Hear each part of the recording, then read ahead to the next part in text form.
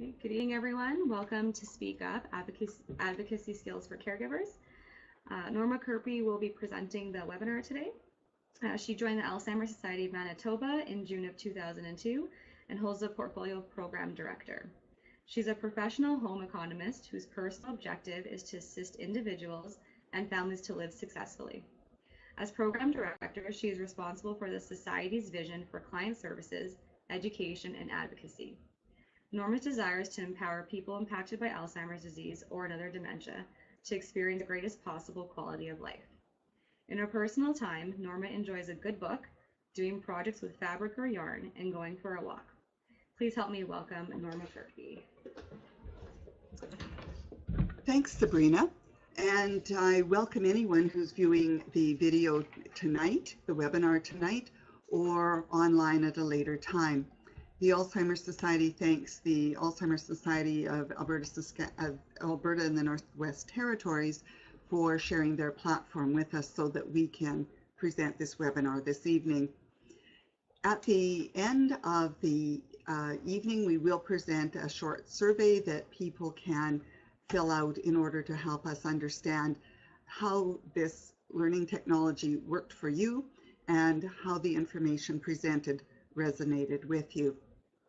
So when we think about advocacy, it can be a word that can be rather daunting. When people think of advocacy, they think of everything from signing a petition to phoning their MLA to talking to their child's teacher or to asking for a refund for some defective product. And for some of those things, those are easier to do, and for others, what happens is people experience some stress because being an advocate can produce butterflies in the stomach. And we wonder, why is it that we feel that way when we're called upon to advocate? Well, very frequently, if you're advocating, you're speaking into a system that you may not be super familiar with, or it may be that you see that system as powerful and that you may not feel confident that that system will be receptive to what you want. So learning advocacy skills is very important for helping those butterflies to get into formation and for being able to present your questions, your needs in a manner that is concise and is likely to gain action. So what we're going to do this evening is take you through some principles of advocacy, and then at the end we will talk about some fact sheets that in Manitoba have been produced with the assistance of the women's section of the Manitoba Jewish Foundation. So what is advocacy? Well, advocacy is learning to speak up in support of an idea or action that you want to achieve. And it may be that you're speaking up for yourself or for another. No matter whether you're speaking up for yourself or someone else, you are advocating. The thought that Faulkner has is that we shouldn't ever be afraid to raise our voice if what we're trying to accomplish is going to foster well-being for others, a change in policy, or compassion within a system. So when we think about that definition, it says to us that all of us can be advocates, sometimes in the bigger things, but sometimes in things that are very close to our hearts, things that we have a high degree of care about. So when we think about advocacy, there are three kinds of advocacy, and I'll talk a little about each of them, but we'll largely be concentrating on two this evening. Systemic advocacy is when many people work together to achieve change. So that could be when a group either meets with a service provider or someone in a political arena to talk about their needs, the things they'd like to achieve, or maybe when a group of people prepare a petition to forward to someone. What you're trying to do is to get change that will affect many by having many people express their level of need. Systemic advocacy is something that the Alzheimer's Societies in all provinces of Canada and the Alzheimer's Society of Canada itself engage in. In each province, they would be looking toward the things that are particular to their domain, where advocacy by the Alzheimer's Society of Canada is with the federal government. One of the things that they've been working on recently and that we're seeing some movement on is the creation of a federal dementia strategy. So that's that big picture stuff. But individual advocacy is when one individual begins to work toward changing things for another. And a good example of that is the many care partner relationships that you who are with us for this webinar are experiencing. You are wanting the best for your family member or friend who has dementia, and you are being an individual advocate on their part to a variety of services. Also, on the slide, you'll see information about self-advocacy, and that is when an individual brings forward their concerns, their desire for change that will impact themselves alone. And one of the things that we'll be talking about a bit at the end of this webinar is the need for caregivers to have self-care. And something that caregivers benefit from is learning to be advocates for themselves when they're needing either services or self-care. So the things that we're talking about tonight are going to be applicable to individual advocacy, where you're speaking on behalf of another person or persons, and self-advocacy, where you're speaking on behalf of yourself. Maya Angelou has a comment about advocacy, and I'll just review that for you. She says she learned a long time ago that the wisest thing she can do is to be on her own side, be a self-advocate. And then the other important thing she's learned to do is to be an advocate for others that are like her, have a similar concern. So if tonight, as you're listening to this webinar, you're thinking, yes, that's me, I need to speak for myself and I need to speak for the person I care about, you're in the same court as some other people that have made statements such as Maya and other people who also share the perspective of living with someone, supporting someone who has dementia. There are some common advocacy roles that are legally drawn that I want to talk about for a moment. One is power of attorney. I'm not going to be giving an exhaustive discussion of power of attorney at this time, but I want to remind you that it is a very powerful advocacy tool. It allows you as an individual to speak on behalf of someone, and what has happened is that someone on whose behalf you will be speaking has chosen you to do that, to be their substitute decision maker, because they trust you, because they truly believe you will represent them well, that you will be able to carry out the things that they would like if they were unable to speak for themselves. Powers of attorney must be drawn before a lawyer, and they are relatively inexpensive for the document, but at the same time very important. If a person has not appointed a power of attorney and becomes, the term is incompetent, unable to direct a lawyer and to explain why they are choosing a certain person as their substitute decision maker, then the alternative becomes that of having a committee appointed. And yes, that word does look like committee, but for this purpose, it said comité. And the individual who carries power of attorney responsibilities is legally responsible for financial affairs, where a person who is appointed as comité can be responsible for financial matters only, or may also be responsible for personal affairs, i.e. medical related issues. If a person hasn't done that power of attorney and they have to go the committee route, They need to be declared incompetent by typically 2 physicians, typically psychiatrists. And then it is a much more involved, lengthy, and costly process to be named as the committee for someone. It's far superior to be able and have a person have a power of attorney named. And I also comment that for family care providers, if you have had the person who is now showing cognitive change as your power of attorney, it's time to go and get a new power of attorney drawn so that there is someone who is able to take those responsibilities if it's needful for someone to do that on your behalf. To any of you that may be a power of attorney or a named comité, I really encourage you to learn more about the duties related to that responsibility. If you live in Manitoba, the Public Trustees Office here in Manitoba has documents, one on enduring power of attorney and another on committee.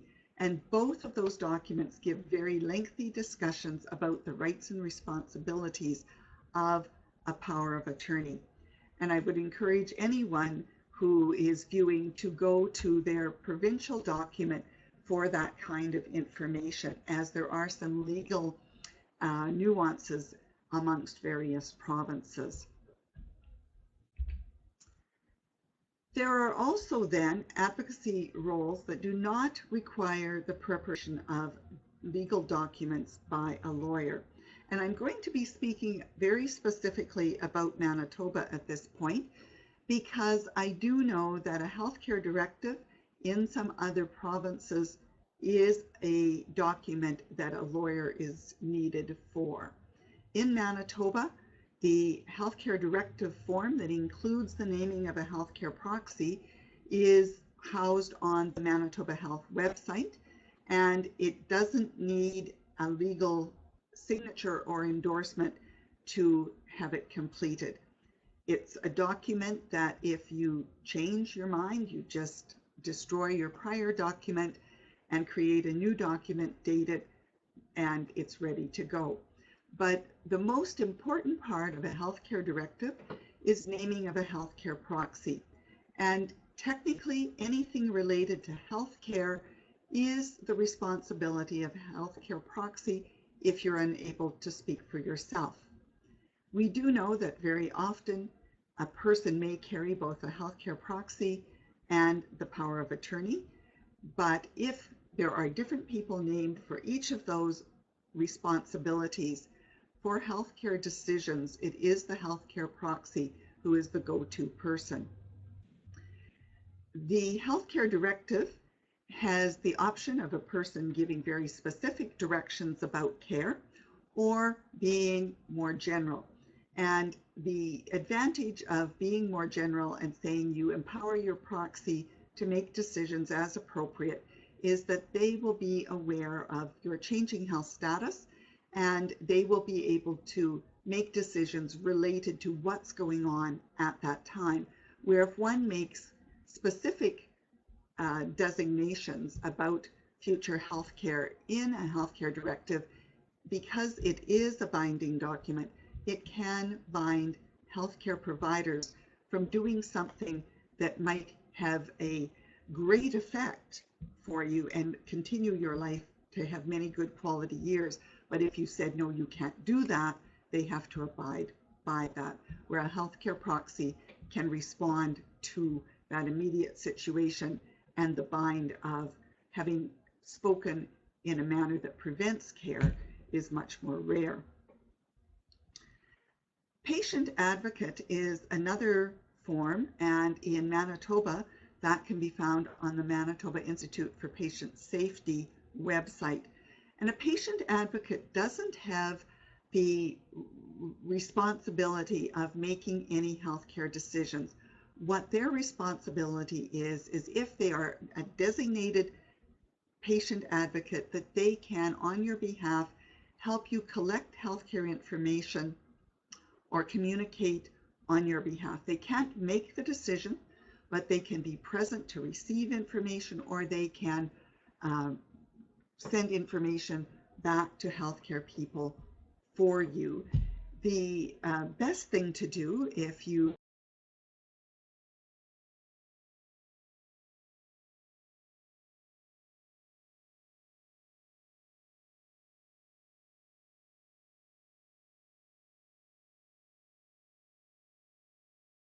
are a patient, have a patient, they know who can give information on your behalf.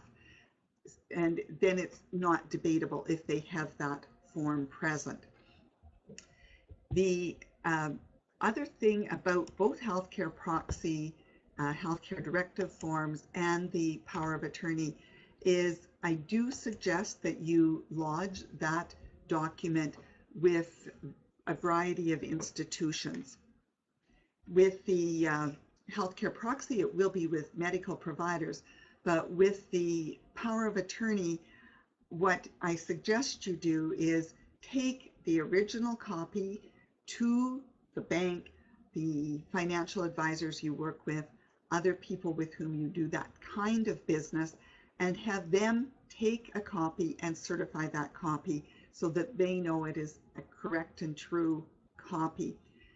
We know that financial institutions and other equivalents will not accept a photocopy of those documents. So providing that to them, they will only say we have to see the original. So it's important to lodge that, but make sure you allow them to be the one to take the copy.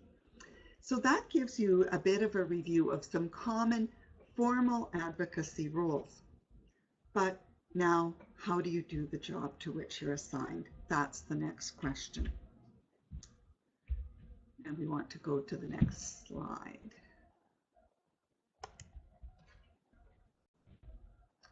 Okay. The first thing I'd like to remind you of is the importance of involving the person who has dementia in their decision making as much as they are able. So if you are the advocate for someone, and let's say it's about housing, what you would do if the person is able is to take them with you to view a number of housing alternatives and to get that sense of which one do they think they would like, which one do they think would meet their needs. Now that doesn't mean that they would be the one that made all the precise arrangements about a lease, etc. But what you've done is you found a way to involve them in decision making. And in order to do that, it's important to not try and make decisions all in one day. It might be that if you were thinking about housing, that you might have a conversation about where do you want to live? Do you want to be in an apartment that has services, or do you want to be in an apartment where you're more independent? Or it might be, do you want to be in an apartment where there is also housekeeping provided? There's a variety of things that you might ask the person and get their reading on that. Then the next time you might say, well, let's go visit some places. And what you would visit is the places that were in keeping with what the person had indicated would be their preference. Then at another point, you might say, okay, out of those ones you liked, I noticed that you just really seem to feel at home when you were in these two. Should we go and look at them again? And again, what you're doing is you're doing the decision making in stepwise pieces that allows the person to be able to handle that one thing at a time. And what we know is even if we're trying to break decisions down that way, it's best for us to do that work with the person when they're at their best. And for people with dementia, they're typically at their best earlier in the day. But if for the person that you're supporting, it is a different time of day, well, then choose that time of day and work on the decision then, as opposed to a time that the person might have less tolerance for detail. The other thing you can do is you can use some very broad questions and say, so what would you like to happen? And just see what the person responds in a more broad and global sense, because they may really say, I just want a place where I can see the outdoors. Or they might say, I just love it when there's sun coming in. And that would even tell you some things about which of the available locations you'd been viewing would be a good opportunity for the individual. Decision making can be complicated if we try and do it all at once, but by breaking it down, it can become easier. But there are times when, as an advocate, you're required to make decisions without the person being able to provide input. And so at that point, what you need to do is to think about that individual and the values that they've held over their lifetime. Were they someone who took risks? Maybe they were. So maybe they aren't going to want to be in a place that is very protective. Did they like being with people? Maybe then they would enjoy being in a place that had a lot of social activities.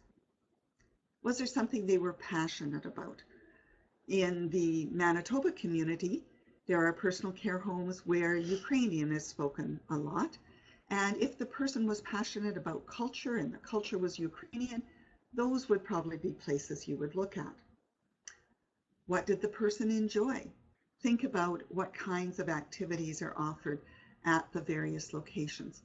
That way, you are taking the values the person has exhibited lifelong and applying them in your decision making as you are thinking about the needs of the person.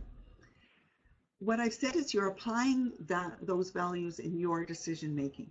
But what I have not said is you are, and maybe I'll say that a different way, what you are doing is applying the person's values, not yours. You might be someone who never takes risks, but that person might take risks. You might be someone who likes to be with a lot of people. They may not. And so what you need to honor is their preferences, even if they don't fit tightly with what you think you would like for the person. The advocate is to reflect the personality, thinking, and practices of the person they're representing. At the same time, advocates really need to have a good understanding of the needs of the individual they're representing. What about their health needs? What about their social or spiritual care wishes? Their legal and financial matters, housing? And there's far more things than those that you need to understand. But if a person is having increased health needs, then it's important to make decisions that would accommodate the ongoing needs that they are experiencing. If they are wishing to have certain social and spiritual needs met, then it's about finding those places where those things can be honored. It's important to understand what the person wants so that you can do that in the present, but it's also important, and we'll come to a slide momentarily where it talks about thinking about the future. We know that for people with dementia, it's a progressive degenerative disease, and we know that the needs they have today versus the needs they will have in the future are different, and the needs will only grow. And so it's important to think about making decisions that will allow the person to age in place for a considerable time, as opposed to exposing them to a lot of change. Something else that advocates really need to do is gather necessary information. And on this slide, you will see a list of information that you as an advocate need to have. And the ones that are listed here are pretty common to everyone.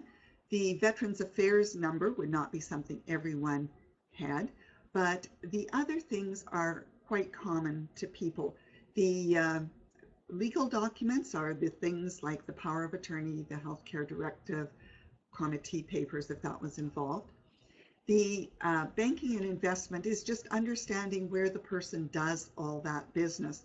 And it is known that very frequently people lose track of where they've been doing that business. And so it may be that you need to do some searching to make sure there are not bank accounts that have been lost track of, or credit union accounts that have been left on autopilot and need your attention. A very important document that advocates need to have is the Canada Revenue Agency Notice of Assessment. And the reason for that is many services where there are sliding fee scales require the notice of assessment from the most recent taxation year for the assignment of fees for service. Other things then to know are things like insurance policies so that they can be kept current, social insurance number because that is how benefits and taxation is arrived at or credited to the appropriate person, Veterans Affairs numbers for those that have served, and then healthcare numbers for both the provincially held health plans and for any private healthcare services that have been purchased for that individual. Along with that, it's important to have the physician's name and a list of current medications. You look at that list and you say, that's a lot of stuff, and there could be more. What I do want to say to you is that because you are going to use numerous of these documents in various ways, it's important to have a folder, a binder, where you have these documents assembled. There is a stipulation that I need to make. You don't want to lose originals of very important documents. If you lose the original of a power of attorney, you can end up having to go and get a new one drawn, because if you don't have certified copies, you just don't have that anymore if it's been lost. So it's important to keep originals safe, but also remembering originals will be needed.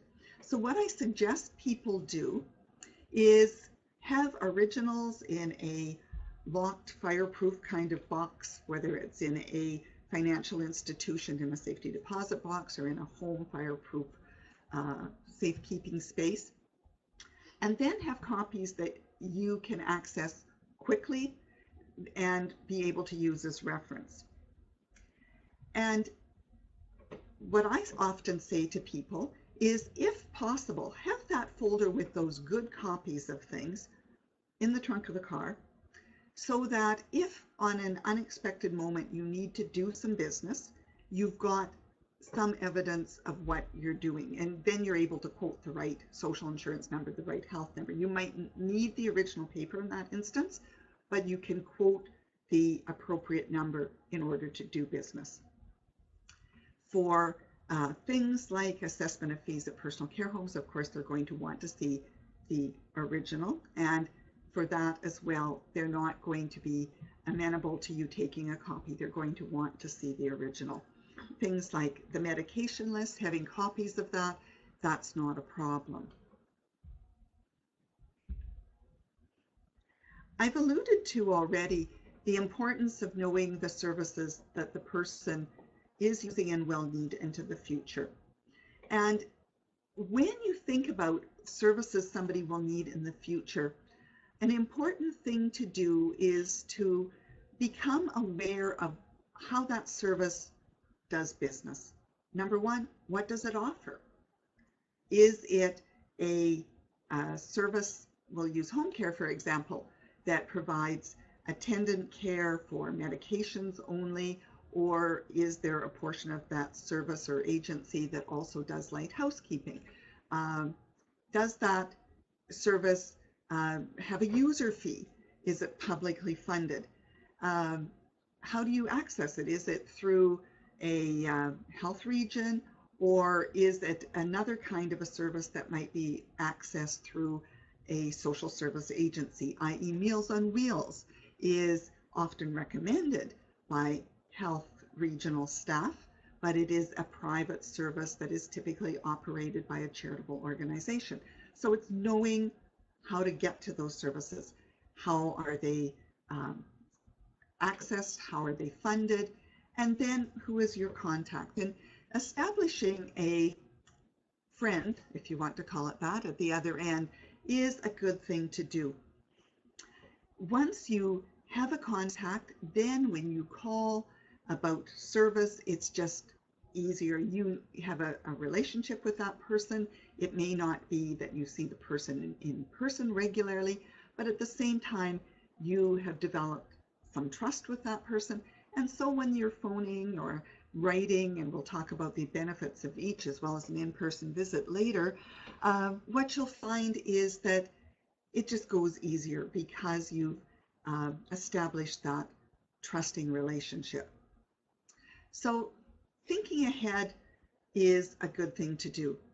If we don't think ahead in our advocacy relationship to a person with dementia, it can mean that we end up living a little on the edge of crisis.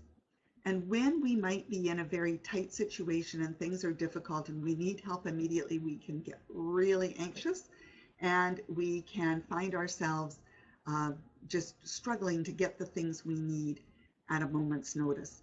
It's not that having thought ahead will mean that everything will be there immediately, but at least you'll have that idea, that seed of a plan that you can work on, as opposed to having to begin at that time of immediate need to collect information to make all the decisions. So you're the advocate. How do you go about the business of that? I remember the days when, if we wanted to meet with our family banker, we could go in and say to someone, we'd like to meet with the manager or one of the service staff, and they'd say, sit down for a moment. We'll be with you in just a few. It doesn't work that way anymore, does it? When we're wanting to do business on behalf of ourselves or someone else, what we need to do is make an appointment. That way, we know that they'll set aside time for working with us. That way, we know that when we go to them, they will have prioritized taking enough time for our needs. So remember the importance of an appointment, and then it goes to, without saying, keeping that appointment in a timely manner so that it honors their commitment to you as much as you are needing their assistance. Thinking about that meeting, you need to do your homework and prepare. And those things sound a lot alike, but I'll give a couple of examples. Doing your homework is all about thinking through what is it you want to accomplish at that appointment. We know if you're meeting with the family doctor, they often will say we only talk about 2 issues at a time. So it's being prepared with what are your 2 most important issues. Or if you're going in to discuss some of the care needs of a person, it's thinking about what is it that I want to see happen? What is it I want to accomplish? And having it clearly thought out so that you can express your thoughts in a logical manner, and so that it's easy for that person with whom you're advocating to recognize what it is that you want them to take action on or what you want them to assist you on. The preparing for the meeting is about making sure you've got the right documents handy and or preparing other pieces that mightn't be in that list of things that were suggested you carry in that folder, briefcase, and have handy. So it might be that you know that you want to appeal the personal care home rate. So then you might have to find other evidence to take with you, or it might be that as you were thinking about doing some financial work and you are aware of the changing needs of the person and they're going to have more adaptive equipment purchased, what you need to know is how many dollars do you need released from some financial instrument, as well as have the power of attorney papers either lodged with that site so that you don't have to present them again, or have them present in order that they can enact and work on your requested decision. And the last thing there is being polite. And, you know, we were all taught to hold hands and play nice in the sandbox, and that still holds true.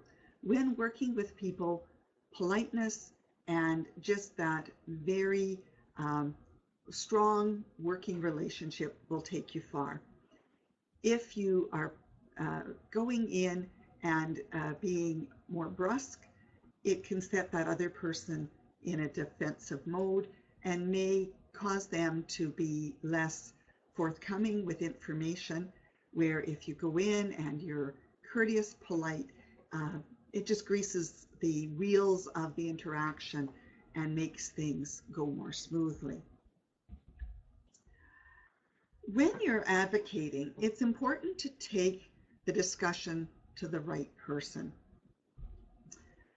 And if it's the first occasion of being an advocate for someone, you may not have a full sense of who is the one that can help you the most.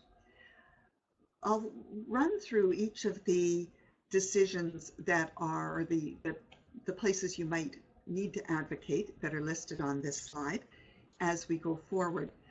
But it's important to remember that by going to the right person, you'll get the most immediate action. If you go to someone at a different point in the chain of command, what you'll find is that they will typically refer you back to that level where they would expect you can get action and ask that person to solve the issue at hand. So going to that person who's closest to the issue is the best move. So let's go through this list. So if you were concerned about increasing home care respite services, having somebody come an extra afternoon to be with the family member that you support, who would you go to? If your answer has been you would go to your case coordinator or equivalently named position in the province of your origin, you've got it correct. The home care case coordinator is the one that determines the amount of service that they can provide to you. The home care resource coordinator, as they're termed in Manitoba, is the person who assigns the staff. The individual who comes to one's home is unable to represent you in your request to any of those people. It needs to be you speaking with the case coordinator, who then will evaluate things, look at what's possible, and then disseminate information to others. The second one, if you were concerned about an apartment rent payment, who would you go to? Well, if you said you'd go to the building manager, that's the most appropriate. If there is an in-residence building manager, they will be the ones that typically collect rent payments. If it is an external to the building manager, it might be that you need to go to the agency that looks after the building. That's where you would make requests or about repair or service to the apartment, as well as if there were benefit plans that might reduce the rent. That's the place that you would do some inquiry about how that would roll out for the person you care for. Medication reviews. That's an area where people often think the right place to go is the family doctor. And it may be that your family doctor is that right place if the individual that you're supporting really only has one individual who interacts with them about medication. Very frequently, though, we recommend to people that they approach their pharmacist. The reason we suggest people approach their pharmacist for information about a med review is because when more than one physician may be interacting with the person, each physician is most adept in understanding the medications they provide and may not know the medications someone provides prescription for another acute or chronic illness. They will not be necessarily able to recognize whether a medication that they are prescribing is appropriate with that other medication, or if there's what they refer to as contraindications. So by going to the pharmacist and using the same pharmacist for all medication prescription filling, they then will have a complete record of everything that the individual is taking. And they will be able to very quickly see if there is some problem with potential side effects. So asking for that service from a pharmacist is a good strategy. Be aware that in the typical provincial prescribing fees that are, and I said that wrong, prescription filling fees that pharmacists have, there is a portion built in that is meant to pay for those kinds of consultations. It's not necessary for you to find an independent pharmacist and ask them to do that review. The pharmacist at your local pharmacy should be able to assist you with that. In the same way as if you took in a new prescription, they should be looking and checking whether that new prescription is in conflict with any prior prescribed medications. So that med review can have been ongoing as new things might have come into your med regime, but for sure, if a person is showing signs that they're having adverse reactions from medication, it's a good thing to go in and ask for another look at the medication list. When we're talking about choosing a wheelchair, you might go, well, I just go to the person that I might buy from, the one at one of those commercial outlets. Well, commercial outlets are about selling wheelchairs, not necessarily about having the ability to help you select the best chair for the person's needs.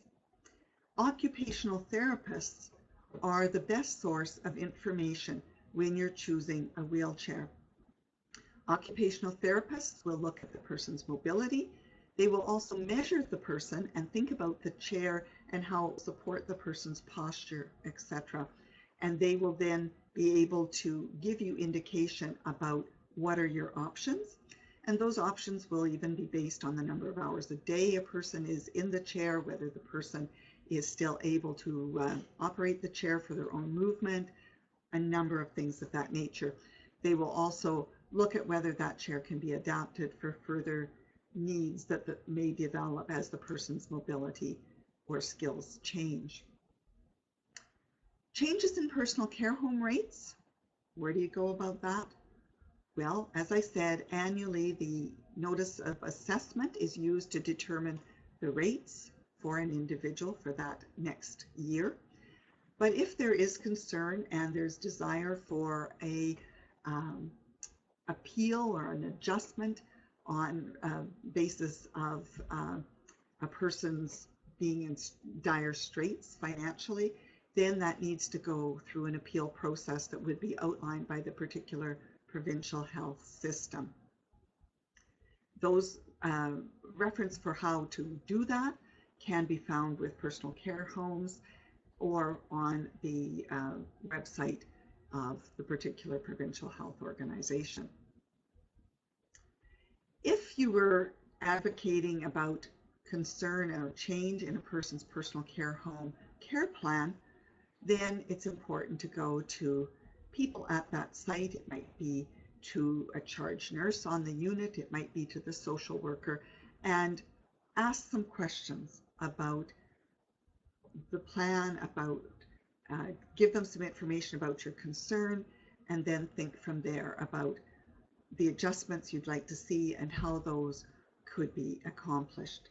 So all important things, but as that exercise pointed out, we went to 6 very different people and needed to have sources of information from places that weren't in that list in order to carry out the advocacy on a particular issue. So we've talked about choosing a right decision maker, and I've made brief mention of choosing to go to the right person in the chain of command. An example I often use is lost socks or lost clothing items. For things like that, we don't want to go to the director of care or the CEO of a personal care home. It's really good to start with those that do daily care with the person. So it would maybe be with that healthcare attendant, healthcare aide, depending on the language used in your particular site. And it might be that they can let you know that maybe there were holes developed in socks and socks got discarded for that reason. Or it might be that you're letting them know that you're noticing that you brought socks and that they were to be tagged and you don't see them back in the drawer, and they could be the one that can check in with laundry about something like that. But if it's something about the person's care needs, again, like I said before, go to a charge nurse, the social worker. Don't necessarily go to the director of care, because the director of care will say, well, we need to talk to this person who is closest, who knows your family member the best, because the people more in administration of a site won't have that intimate knowledge. The other thing I'd like to point out is that sometimes when individuals are upset about health policy or care at a site, the tendency is, well, let's just go to the Ministry of Health. If you do that, what happens is they will send that issue back to the site, the person where you have said the incident arose, to gain information, to ask them to intervene in the issue. And by your having sent that request to someone well above the site where you are experiencing the struggle, only means that it will take longer before you'll start to see action. So start closest to the need, the place where the concern sits, and then if you're not content with the answer, go to the next level above and work your way up in that way, knowing that once you've done your work at the closer levels, you're able to report action. The individual will typically have tried to help you solve things, and if they haven't, they will probably also speak to someone who is more advanced in the management of the site about what they've been needing to tell you about what's working, what was possible, what didn't work out, so that they will only go to newer options than maybe things that you could have solved in the more immediate scenario.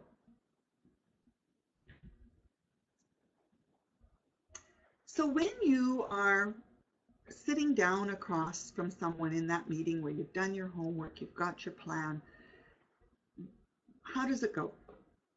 Well, first off, be clear in your request. If we go into those meetings kind of talking very globally and somewhat circuitously, the individual at the other side of the desk may, number one, think you want something different than what's really on your mind, and number two, may not really have a clear picture of what your concern is. So go in and, in a very logical manner, explain what's been happening, why you're concerned, and then at that point, listen for their response, because very frequently there's some information that they can give you that may assist. I'm going to give an example. At times, family members will go to visit someone in a personal care home, and they will afterwards say, you know, my mother or my friends, my spouse's shirt always seems to be messy when I come, or they often seem to have wet incontinence products, and don't they ever change things? Don't they ever help the person get clean clothes or dry incontinence products? Well, By asking some questions and listening carefully, what you might learn is that the staff have just recently checked and everything was fine in terms of the incontinence products, and that the person's body functions may be such that because of a recent meal or a recent beverage, they have urinated and therefore their incontinence product is wet. And yes, things were fine just a little while ago, and no, yes, and no, they're not fine now, but yes, we understand why. Or around the clothing and it appearing soiled, it may be that when you enter into conversation about that issue, that the staff say, we go and we say, oh, we want to help you, we want to change your shirt. And the person says, no, I don't want to change my shirt. And because they choose to respect the person's choice of staying in the shirt they're in, when you get there, the shirt may be untidy. The other thing that might come out of the conversation would be that your family member or friend is saying, no, I just don't want to change my shirt. It hurts because the shirt I have goes over my head and I have a sore shoulder, and I'd rather be in this shirt than experience the pain of movement to get on something clean. And so if you learn those things through listening carefully, then it's a time that you can consider building a new solution. Maybe if you've always used over-the-head kinds of things, i.e. golf shirts for men, maybe it's time to move to a button front shirt so that it's easier for staff and the person to change clothing when clothing's soiled. That's the kind of thing that, by going in with a logical discussion of your concern and then listening carefully to their information for you, sometimes that solution just pops out. Sometimes not, and we'll talk more about when it doesn't pop out in a moment. But always remember to avoid confrontation. It goes with that be polite piece. If we get into a confrontational mode where people are defensive, solutions just don't come forward as easily. If in your interaction there's follow-up for either of yourself or the site where your family member is, or with the service that they're receiving, I urge you to follow through in a timely manner on what you've said you'll do. It's like a contract, that follow-up agreement. If you've said you will go and get additional clothing for the person, that's your job, and doing that will then assist them so that they can follow up on their half of the agreement about saying, and now we'll really watch with more adaptive, easily accessed clothing to help the person to be tidy all the time. And so what each of you have assigned to that outcome of the conversation. If they are going to look at doing something differently, i.e. if a site is saying, we will look at getting a different kind of cushion for the chair in order for the person's posture to be better, and they say, we're going to have to order it, it'll be a little bit before it comes in, we need to remember as advocates to be patient. But it's okay to drop in and poke your head in and say, have you got that order out there? Have they told you how soon it's going to arrive? And they might say, we've been told to expect it in 2 weeks, it's back ordered. Or they might say, we've got a tracking number, it should be here in 3 days. That way you've shown interest in how they're following up, in the same way that you would want them to show interest in your having been immediate in looking after things. Whenever you go through an advocacy interaction, I suggest always thanking people for their time and thanking them for their attention to things that you brought forward. It's all about having a relationship that is good and really working to maintain that relationship, because if there is a tough thing that arises where you have to work through something difficult, if you've had those positive experiences, it builds what I refer to as relational collateral. It puts good stuff in the bank. Them knowing that you are a person of patience and good reasoning and logic, so that if another time it's a more difficult discussion, they just know that they can expect a well thought through discussion at that future point. So we've talked about advocacy tools, advocacy principles, but we need to talk about advocacy tools. And I've mentioned earlier the importance of booking an appointment. Whenever possible, have your first interactions with someone be face-to-face. In a face-to-face meeting, you get a whole lot different impression of a person than you do over the phone. And by being face-to-face, you then are able to use both your nonverbal communication and read theirs to get that sense of message correct.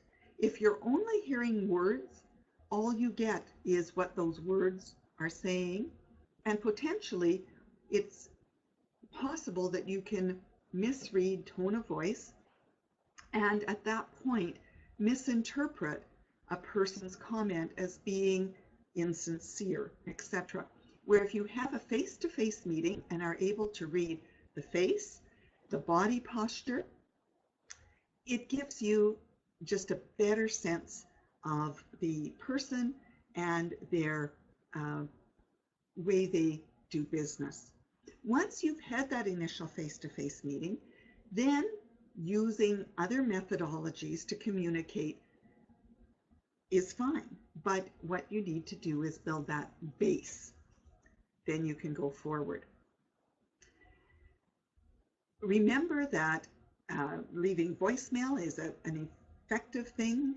If you don't get a person, you need to work hard at being concise in that voicemail, but always remember that when you're leaving voicemail, you need to make sure you leave your name and the number where you can be contacted. Sometimes we forget about leaving our name because we think, oh, people just know our voice, and they do in our personal lives. But if we are in an advocacy action scenario, that person is not necessarily going to recognize your voice. So it's important to provide your name, your phone number, so it's easy for them to access that info so they can call you back. I want to remind you that email is not an acceptable way of providing health information. And if you email, they will read that email, but they will not respond to you via email about health information. And that is because email is considered an unsecure form of communication. You can email over things like, and on the slide that I have here, I have an instance where somebody is asking for an increase in days of Meals on Wheels. And that you could email about because that isn't health information, it's about a service. And so it is an okay method of connecting. I do caution if you're using email to please stay away from any of the shortcut kinds of notations that might be used in email or texting. My reason for that is not everyone chooses to use those and not everyone knows what things mean. An example can be that one that is just LOL. And in certain instances, it means lots of love. In other ones, it means laugh out loud. So how are you to be certain the person will interpret it correctly? And there are some that are far more complex and 4 or 5 letters long that, to be honest, I can never remember the meaning for. And so those things are not appropriate to formal communication where you're advocating for action on behalf of someone. Letters are always a good way to go, but in today's world we've gotten so we don't do letters that often. But letters are important if you are really raising something that is serious and that you need to keep copies of the documentation. And though I didn't mention at the time that I was talking about advocacy meetings, it is important when you meet with someone to make some notes about the meeting you've had, the decisions made, and to keep a track of that so that you can say, well, on such and such a day we talked about, on such and such a day this happened, you moved forward, things were going really well, but by such and such a day, because of change in the health status of the person I'm advocating for, we need a new decision.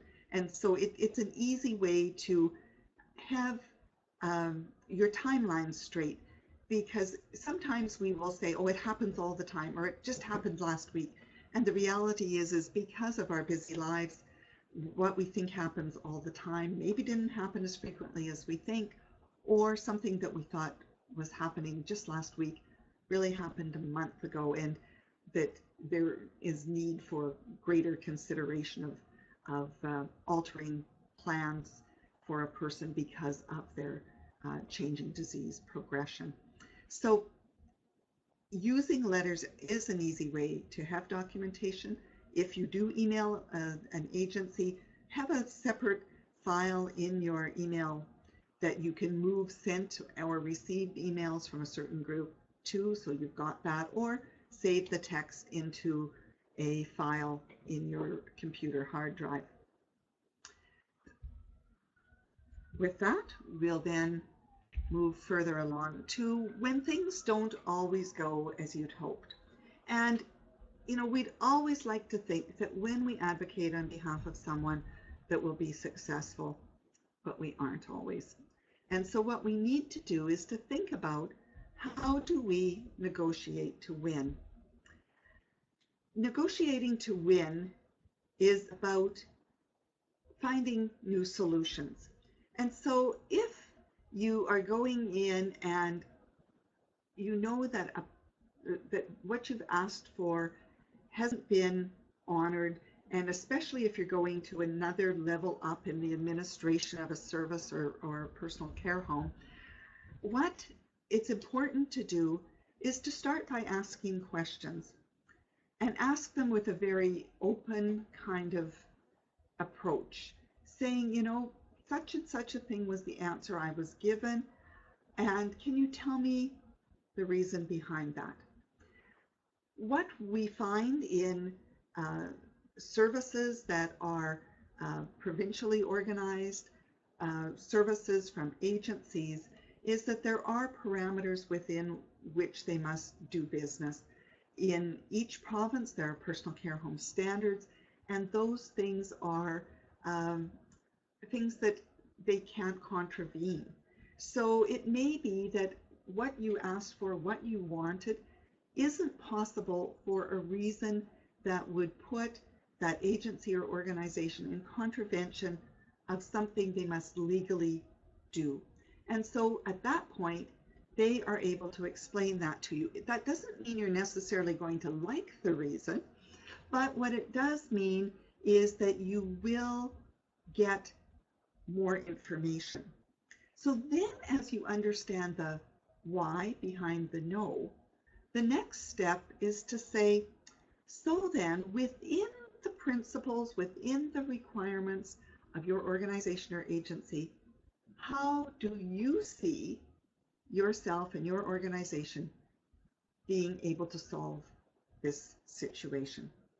And at that point, what that does is it lets them bring forward other possibilities that you may not be aware of, or it lets them come out with things where they may be able to be a little more flexible while remaining within the parameters of the service that they provide. When we do that, we need to remember to use those listening skills well, because as they're offering those things, we have to think in a negotiation situation that maybe we aren't going to walk out with everything we wanted, but is this getting really close? Is it something that, though it's not our gold standard of what we'd like, is it something that really still would meet the need, though it's not what we might term as perfect?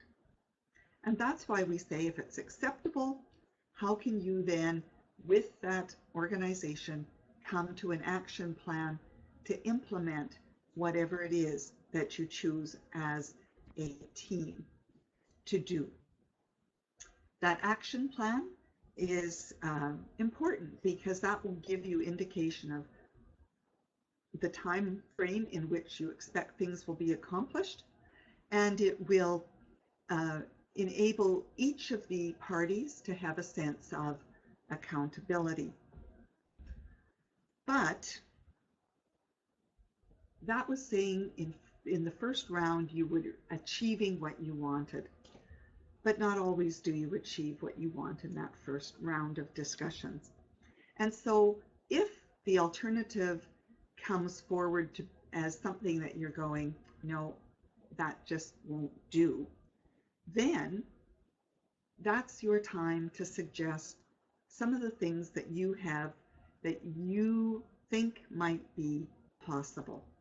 And when you present that, remember that that agency or organization has to look at those suggestions through their lens of what are they bound to do, what must they do in the provision of service. And so for that reason, we as advocates need to remember to be open to a discussion of the pros and cons. Sometimes we forget and we think it's our right to discuss their pros and cons, and we forget that they have an equal responsibility and need an equal opportunity to respond to the things that we've said. So as you're doing that, listen and hear from them, and it may be that you, from their interpretation of things and what it unlocks in their mind as to potential, will find that new acceptable thing that you would move forward on. But again, if it's in your mind the worst case scenario, the thing you had said you never want to see happen, then at that point it's often important to step back. The last thing you want to do is to get into a he said, she said kind of battle. And when I use those two genders, I'm not genderizing the battle, but what I'm doing is trying to give the idea that it's from two opposing sides. And when you get into that impasse, frequently everybody's creative juices, everybody's problem-solving mechanisms get a little frayed, and people just don't come across with patience or with that appearing to be as willing to seek a solution as they might be.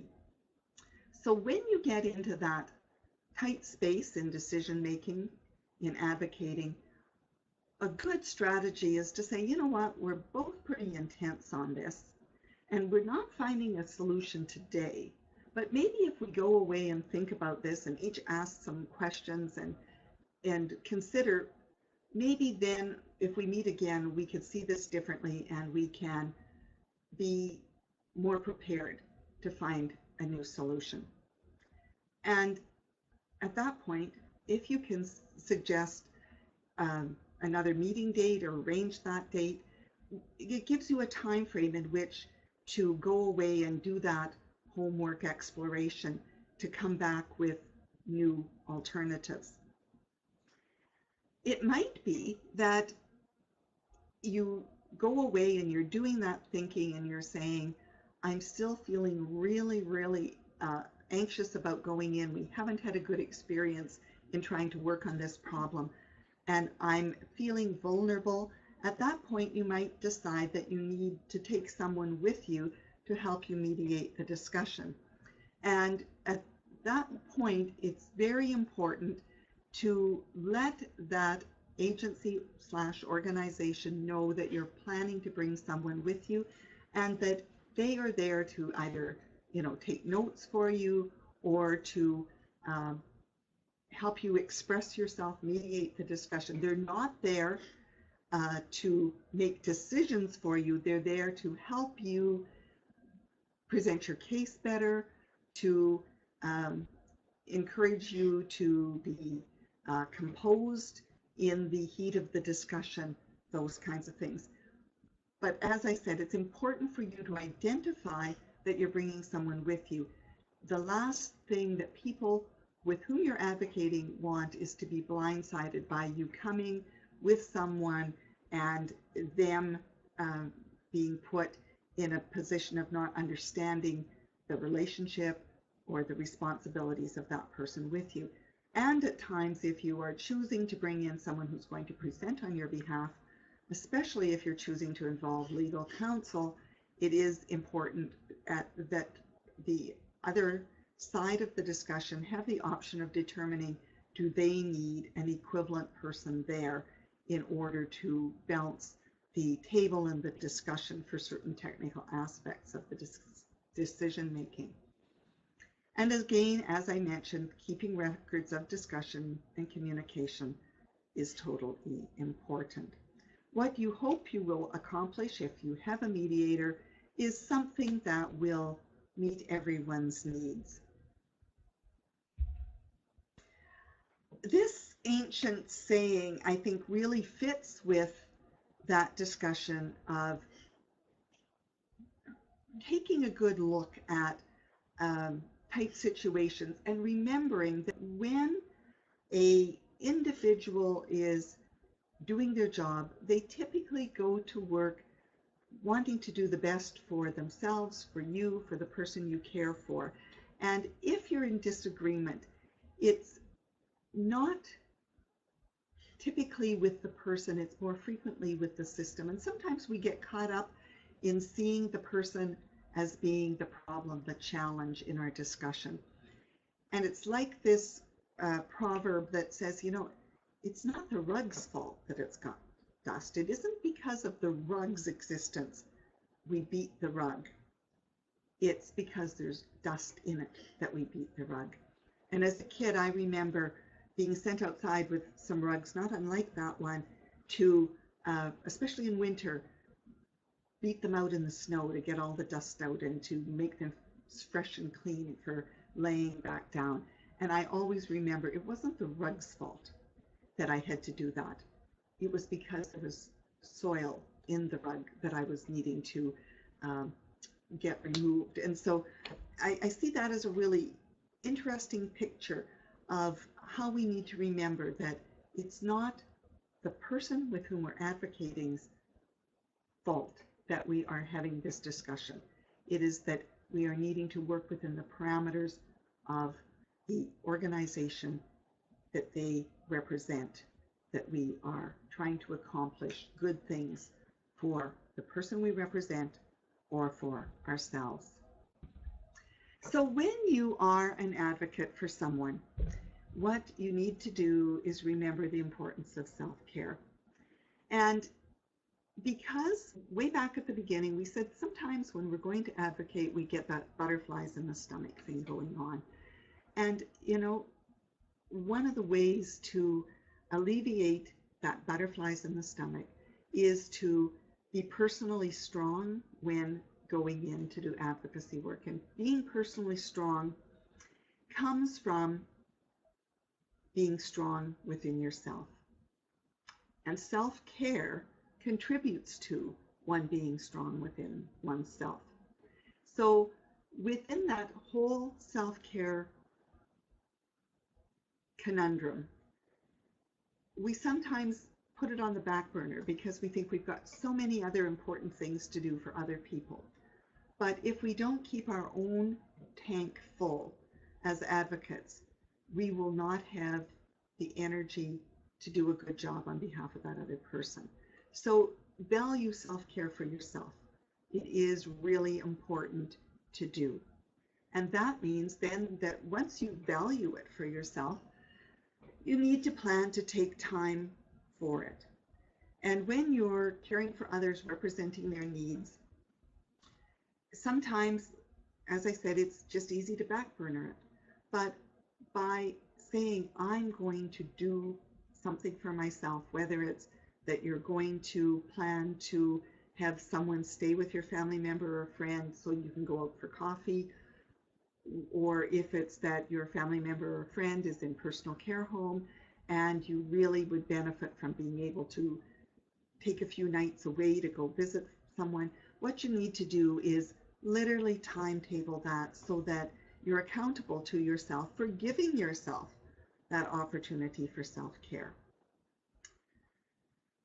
The next of the things mentioned here is that it's important to choose things that you value and that will refurbish your soul.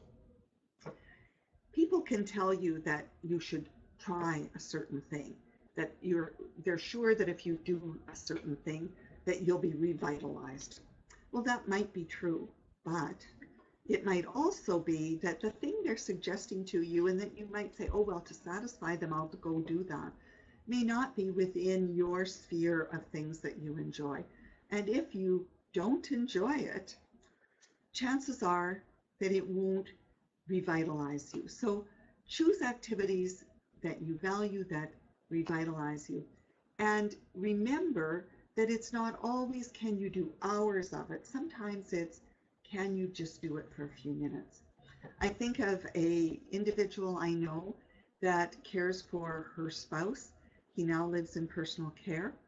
But when he lived at home, the thing that she had chosen to do for her own self-care and for her own brain health was learn to play the piano. And so what she did was she knew the kinds of music her husband enjoyed. She knew that he enjoyed watching her play the piano. So what she did was she set aside time every day to practice the piano, and he would sit there and he would relax to the music she was playing. And if she made a few mistakes, he didn't really notice. And if she went back and replayed that phrase or line of music again and again, trying to get it technically correct, he didn't object. He found it relaxing, sometimes would fall asleep as he listened.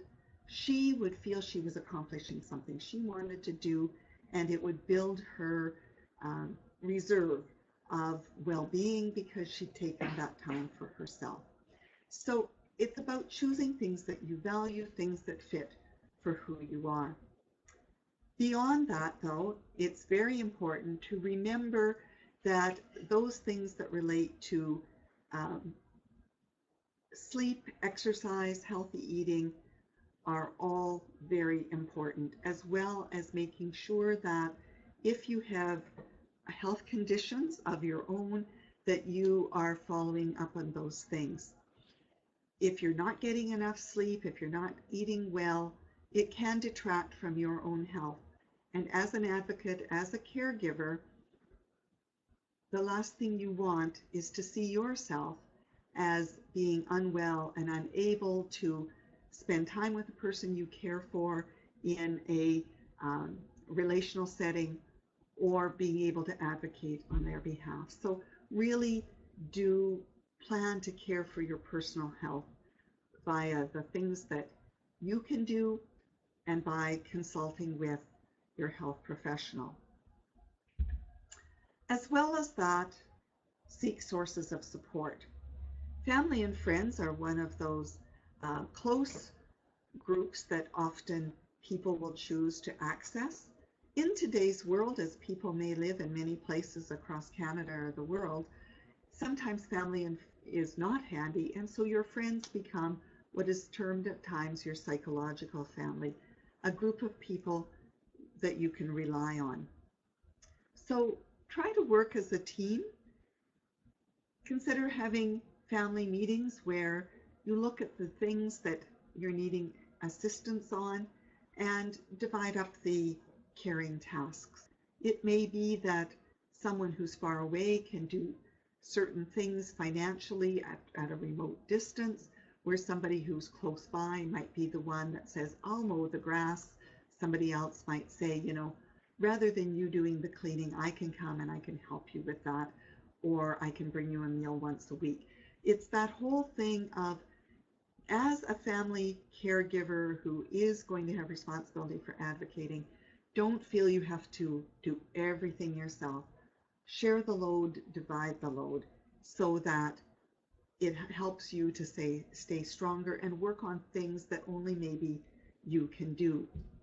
At the same time, we at the Alzheimer's Society in each of the provinces of Canada and the Northwest Territories really do wish to be your support system. We want to be there to give you information, support, education through things like webinars, through meetings that we have in our individual communities.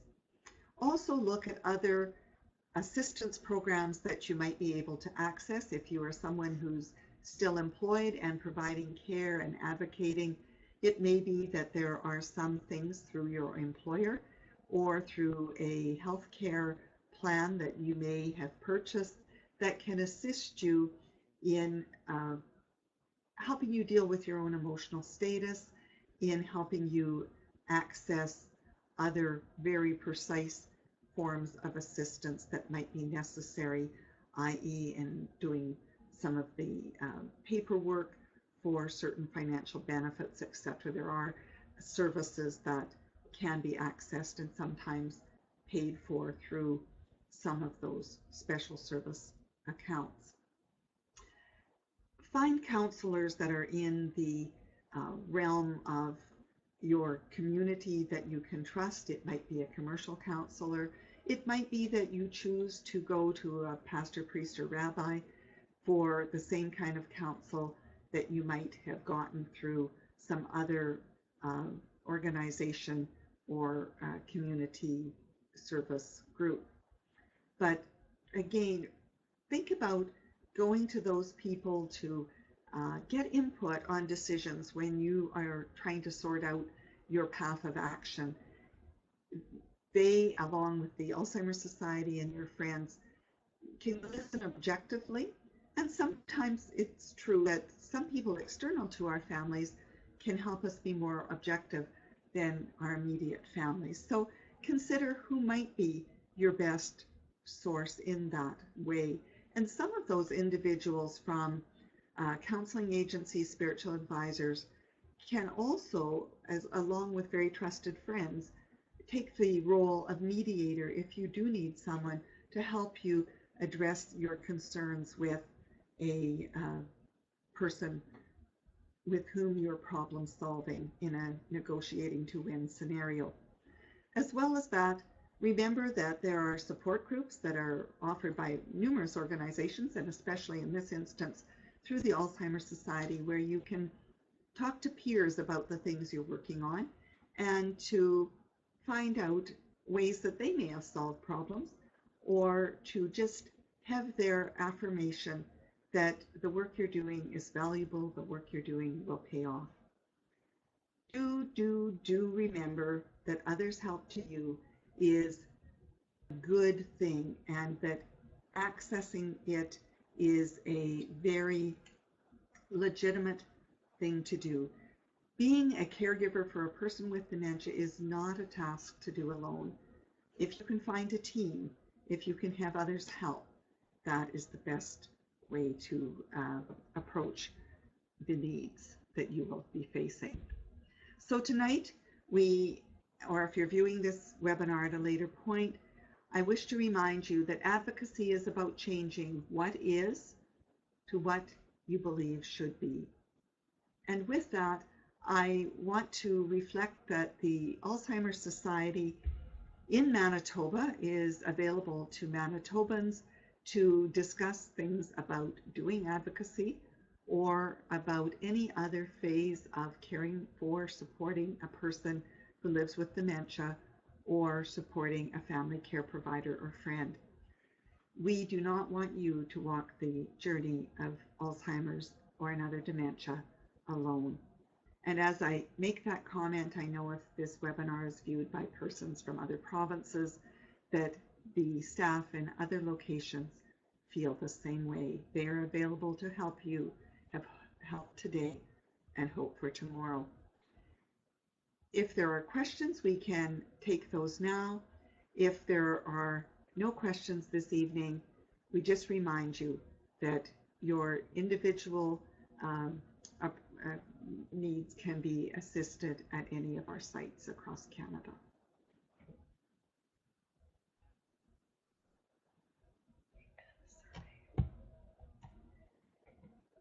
If there's anyone watching the webinar this evening, there is a brief survey that you can complete, and that will let us know who's been with us and how this learning method worked for you. Thank you for being with us. We appreciate your involvement.